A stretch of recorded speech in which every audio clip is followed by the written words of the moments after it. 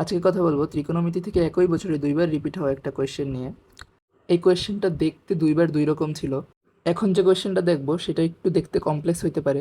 তো এখানে দেওয়া ছিল এফ অফ এক্স এর মান সাইন এক্স এবং জি অফ এক্স এর মান কজ এক্স। তারপর এটাকে খুবই বিচ্ছিরিভাবে লেখার চেষ্টা করা হয়েছে।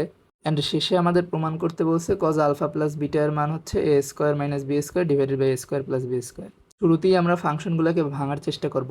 F of pi by two minus এক্সকে আমরা লিখতে পারি কজ এক্স এবং G of pi by two minus এক্সকে আমরা লিখতে পারি সাইন এক্স। এখন আমরা সাইন এক্সের যত টার্ম আছে সেগুলোকে এক সাইডে অ্যান্ড কজ এক্সের যে টার্মগুলো আছে সেগুলোকে আরেক সাইডে নিয়ে যাব। এখন কজ আলফা মাইনাস বিটা এবং সাইন বিটা মাইনাস আলফা এই দুইটার সূত্র প্রয়োগ করব।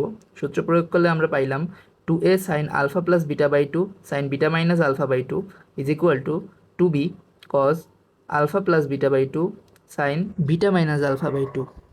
উভয় পাশ থেকে সাইন বিটা মাইনাস আলফা কাটাকাটি করলে tan alpha plus beta by two এর ভ্যালু বি বাই এ।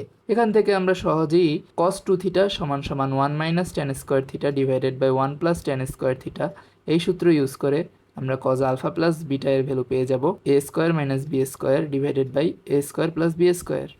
এটাই আমাদের প্রমাণ করতে বলা হয়েছিল। এই কোয়েশ্চেনটা সহজ হলেও দেখতে এত বেশি ভয়ানক করছে যে আমার অনেক ফ্রেন্ডরা এটা অ্যান্সার করারই সাহস পায় না। তো কোয়েশ্চেন যদি দেখতে কঠিনও হয় তারপরেও চেষ্টা করবা কোয়েশ্চেনে দুই এক লাইন সামনে আগানোর, তাহলেই তোমরা সহজেই একটি পরিচিত রূপে কোয়েশ্চেনকে দেখতে পাবে।